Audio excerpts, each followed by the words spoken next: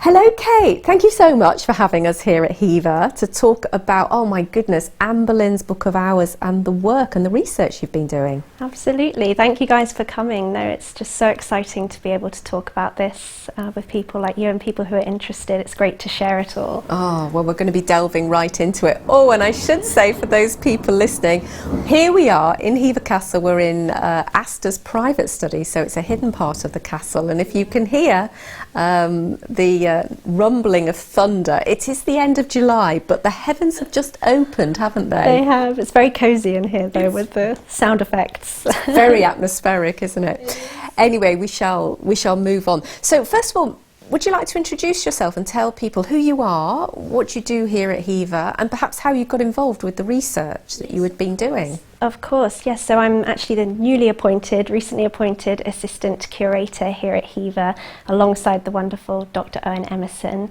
And I also recently completed some really exciting research, which we'll be talking about today, into one of Anne Boleyn's books of hours that we hold here at Hever.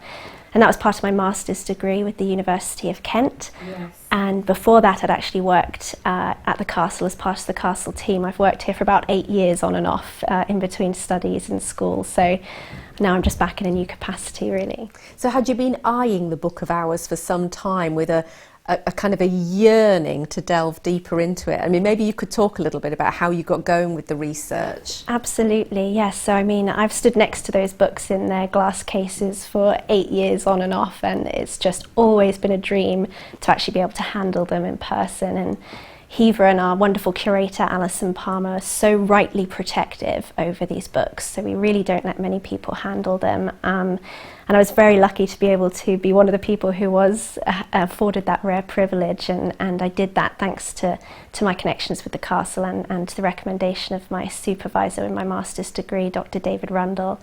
And that was just such an amazing experience to be able to actually hold them in person. I mean, I've even dressed in costume as Anne before working here, and I've obviously literally walked in her footsteps, so to actually be able to hold her books and kind of uncover this evidence has been really, really special and personal, I think, as well to me. And perhaps I can ask you actually, what was it like the first time that you took the book in your hands and was able to look through its pages? I think it's still, and this is still the overwhelming feeling, but just how surreal it was. It really, I think, is probably the most sort of intimate insight and kind of most personal connection you can have with a historical figure, is sort of to actually hold her book and leaf through it. And one of our stewards here, actually, Ian Smith, who's been here for years, he particularly loves these books because he says that Anne's DNA are all over them. So it's such a special, close, I think, across centuries kind of connection to make by actually holding her kind of original books and reading them in that way. Absolutely. And overall, how much time do you think you actually spent physically present with the books and looking at them? I mean, I think initially I had about 3 days I spent that were kind of scheduled in for me to work with them in January of 2020.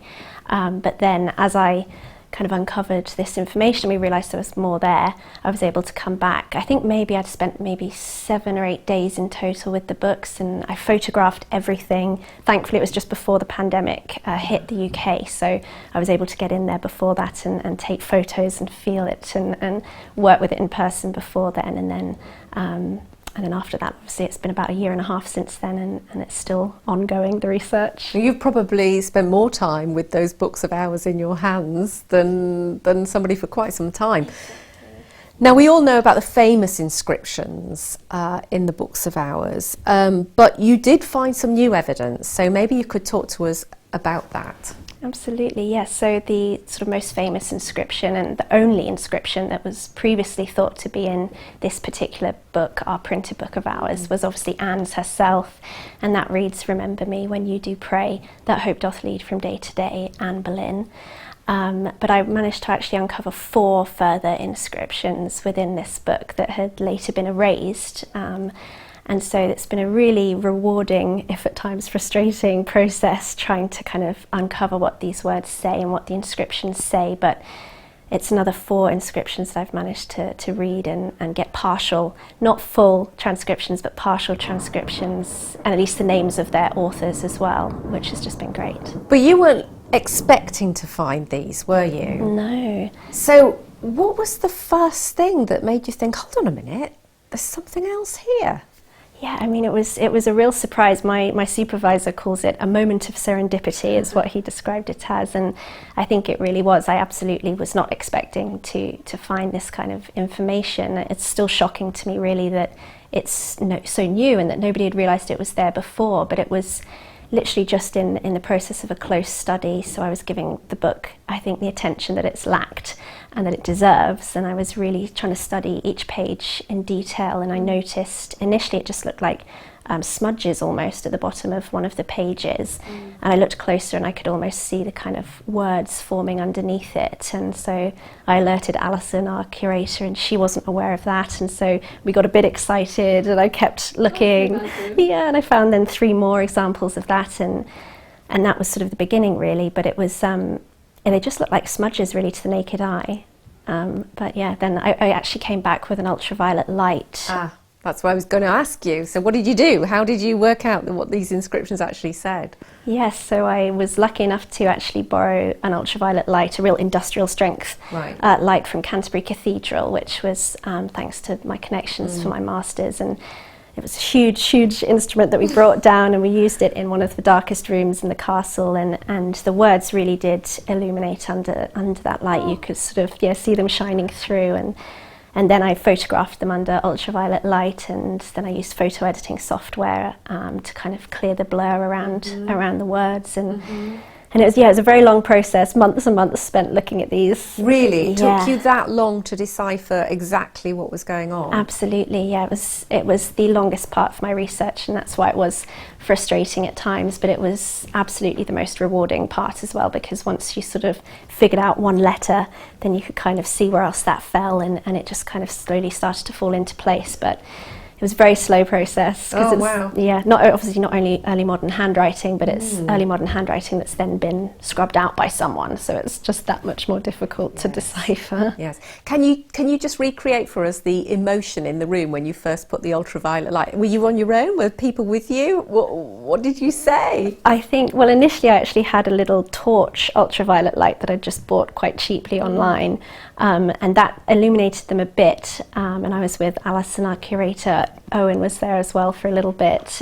We had people kind of coming and going. There was a bit of a buzz around the place when we realised. Yeah, and we obviously had no idea who'd written these inscriptions. We wondered if it was more from Anne herself or from members of her family. And there was such a buzz. People all trying to come in and have a look, and then I bet they did. Yeah, I bet they did. It's a special moment. We're going to learn a little bit more about the inscriptions in a moment, but just can you tell us why this is so exciting, and what this actually does tell us about Anne Boleyn's afterlife? Yeah, of course. So I mean, I think it's really exciting because Anne's afterlife is really so clouded to us now. I think as historians, we really don't have huge amounts of evidence to go on, thanks to Henry's sort of widespread attempts to erase Anne really from the narrative as he moved on to his third wife, Jane Seymour. And so I think this really does offer a rare glimpse into the fact that despite her widespread dishonouring, Anne actually did have people really loyal to her, and people who she trusted, who kept her memory alive and who cherished her memory as she so sort of demands in that "Remember Me" inscription. They did really listen, and they did keep this book and her place within the book safe. That's so beautiful, isn't it? Really. It's very poignant, in fact. That's wonderful. But I mean, maybe we could just pause for a moment, because there might be some people who don't know what a book of hours is, or there may be some confusion about what a book of hours is and how it was used. So maybe we should just talk about that for a moment. Yes, of course. Yes. So I mean, a book of hours was, I think, probably could be regarded as one of the first popular texts of the Middle Ages. It was very popular by the time that Anne owned these 2 books, and very widespread. they were, I think, probably best succinctly described as scriptural prayer books, which is actually the words of Eamon Duffy, and I think that really sums them up. They could be very customized, so you could request certain prayers to be added, certain psalms. You could request extra decoration and images of yourself or sort of heraldic imagery in the books as well. But what I love in particular is that there was a real trend for this kind of written intervention in the books. So people who owned them would write in them, they'd interact with them in that way, and they do become really intimate insights into their individual owners thanks to this intervention. And it's sort of like a modern day diary, I suppose, kind of recording dates of birth and marriage and death and dedications to people close to you. So they really are mines of information. Yeah, right. It's such personal objects. So personal. And tell us about this particular book. You know, when was it created? When do we think Anne took possession of it? Do we know? All of that kind of background information around the chronology, I suppose, of this particular book. Absolutely. I mean, this particular book, the date of its production has actually been disputed by academics in the past, but I've settled on 1527 as the year of its production because it does include an almanac and a calendar for the year 1528 at the start of the book. So that's sort of assuming it was obviously produced in time for that. And it was produced in Paris. It was printed in Paris by a prolific French printer, Germain Hardouin, who was actually famous for printing books of hours but also illuminating them. So it looks very much like this book of hours was actually printed in his workshop but then also illuminated in a workshop that he oversaw. So they were kind of hand paintings but over wood or metal cut printings. So it's kind of emulating manuscript culture, but obviously for a slightly cheaper price. Yeah. So Anne's what, 26 around this time when she owns this book? And it's quite an important part of her life because I know we don't exactly know when Henry's attention truly fell on Anne or when she committed to marry him, but things were getting underway at that time, weren't they? Absolutely. So a lot was just about to happen. Yeah, I think it's a really pivotal point really in sort of the changing structure of the court at that time, and that's particularly interesting in a kind of another aspect of my research, which we'll talk about, but the link to another leading lady of the time. But it was such an important point in Anne's life, and her star was really on the rise at this point. And I think we can tell that she wrote in the book before the end of 1529, because that's when her father became the Earl of Wiltshire, so she very likely would have then signed her name de Rochefort, but she obviously signs it Boleyn. So there's only sort of a small window of 1 or 2 years that she could have written this inscription. And I think we at Hever would love to think that it was when she was here at Hever. We know she was obviously here in the summer of 1528 with the sweating sickness. And her kind of remember me inscription seems, I think, like something very much that you'd write if you felt like you were almost on the brink of death. So that's quite a romantic Well, I'm glad position. you brought that up because I wanted to ask you, what's your interpretation? Was she writing this for herself? Was she writing this as a message to somebody else? I think you've partly answered now what might have stimulated that, but anything else you want to say or add to that? I mean, I think it's obviously impossible to tell exactly what was going through her mind when she wrote that, but that's certainly one possibility, I think, because if she was very ill and you sort of are suddenly faced with your imminent potential death, I think you start to obviously think of things in a different way, and requesting remembrance or demanding remembrance, as Anne does in this way, I think, is something that could be tied to a moment like that. But also it's important to remember that these kind of inscriptions, these requests for remembrance, weren't unusual at the time in books of hours. They were quite a kind of common formula. And it could also have been written before she passed it on to someone. If she was passing it to someone in particular, it could have been a sort of personal request for remembrance.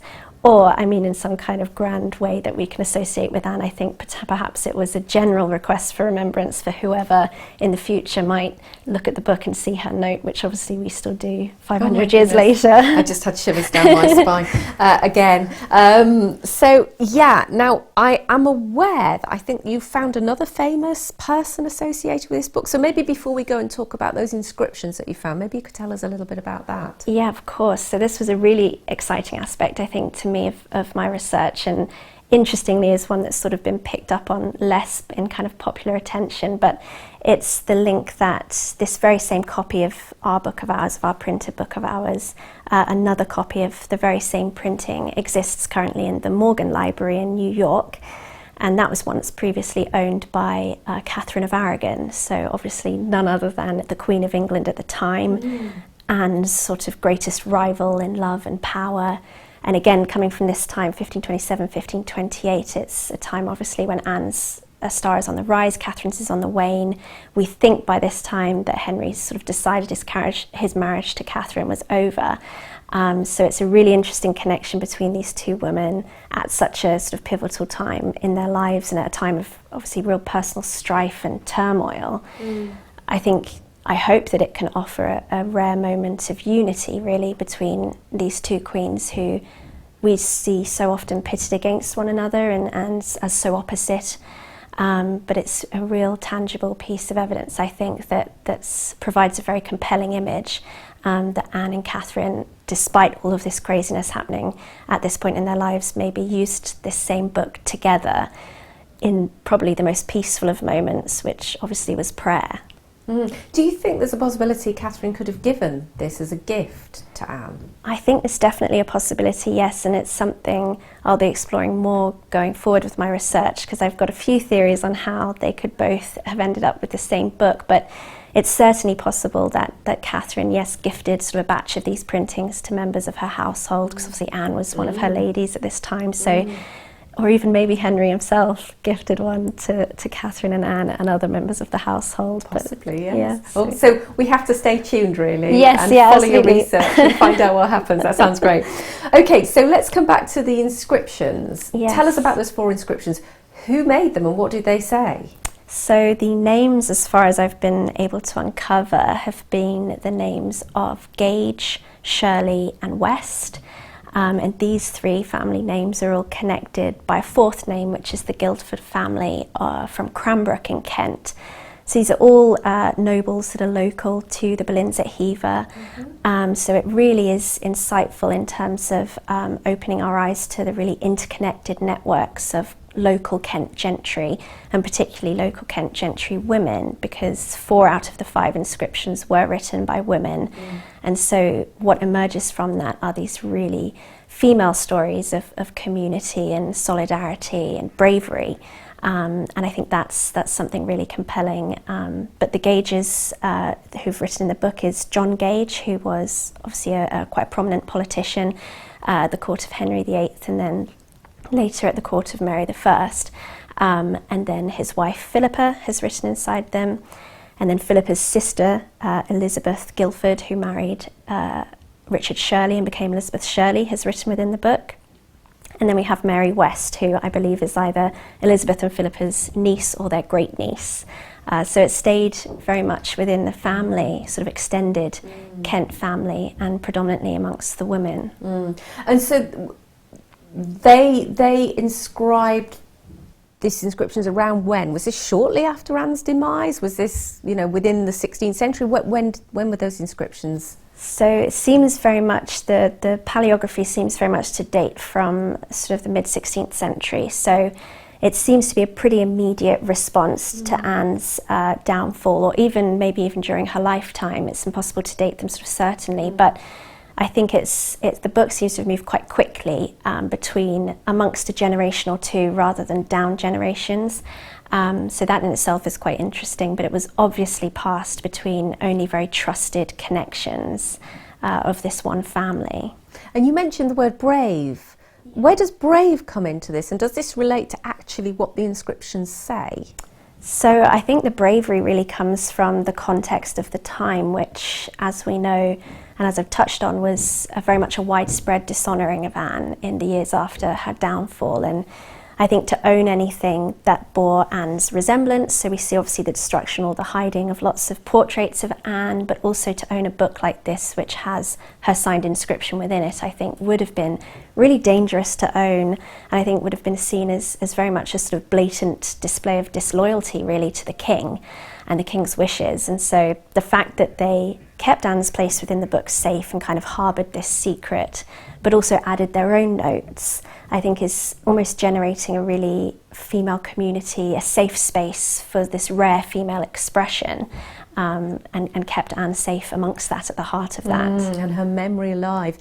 What were some of the inscriptions? Can you share what was actually written in the books? Yes, so I think, again, they seem to follow a kind of similar formula to Anne's, actually, these kind of requests for remembrance. Okay. And the most legible one, the kind of full transcription, is the one written by Elizabeth Shirley. And she wrote a request to her good niece, Joanna, which could very much be Jane Dudley. It's another interesting connection. Her niece was Jane Guilford, who obviously married John Dudley and then became, the Duchess and the mother of the Earl of Leicester and all these kinds of things. So that could be an interesting connection, again, to these kind of interconnected networks of the gentry. But they are very much requests for prayer, or to remember me while you read this prayer, or think of me in your prayers, but are generally personalised to the person who is going to receive it next. Yeah. Now, so you've mentioned there is more to come. You're going to be doing more research on this book. So can you tell us a little bit about where you're going to take this research? Yeah, absolutely. I mean, I've got so many goals with this research. I think this really is just the start of things. And this is obviously we've been talking about just the printed book, but I've not yet properly got my hands on our manuscript book of ours, which will be a whole nother sphere of research that I'll be going into in my new role here. But for the printed book in particular, I'd love to explore the connection with Catherine more. And this is something that we will be exploring at Hever. We're going to be doing an exhibition on this coming up in 2022. And we're going to be really exploring that unique connection between these two rival queens and other aspects that make them similar as well as different, and remembering those common united moments. But in terms of the inscriptions, I'd love to look more into these individual owners and really see how they were connected to Anne further, and connected to each other, and kind of resituate the Boleyns, I suppose, here at Hever as part of this network of owners and alliances, but also of friends. I think it's an insight into Anne's female friends, which we don't often hear about, really. We see her as quite isolated. No, absolutely. And you mentioned the Book of Hours, which is the manuscript. What do you think where do you think that might take you? I mean, that one's really exciting because it already has about 8 or 9 inscriptions within it that are legible. They've not been erased, and they have some very interesting owners, some very recognisable names have signed that book, including the names of Seymour, Parr. So we've already got 3 queens associated with our manuscript Book of Hours. So I'm hoping to delve more into that and kind of piece together the path that book took in a similar way I've done with the printed book, and kind of link them all to Anne, and again look at those noble connections and alliances that were being formed. That does sound exciting. I think quite a few people won't be aware of some of those other inscriptions, so that's very exciting. So I can see you have your work cut out for you for probably a few years to come, I would imagine. And I can only wish you an enormous amount of luck, and we'll all stay tuned to find out more. But you were mentioning that there should be an exhibition here at Hever in 2022, so people will be able to come back and revisit some of the things we've been talking about here and see some of the research for themselves. Definitely, yes, and that won't be the only exhibition that we'll be doing on my research, so we really will be exploring these themes in more detail and really showcasing, I think, our books as the jewels of the collection, which is my humble opinion, that I think they really are, and giving them the kind of worth and attention they deserve. So absolutely, people should stay tuned. Excellent. Well, thank you so much, Kate, for taking time to talk to us today. Really appreciate it. Thank you very much for having me.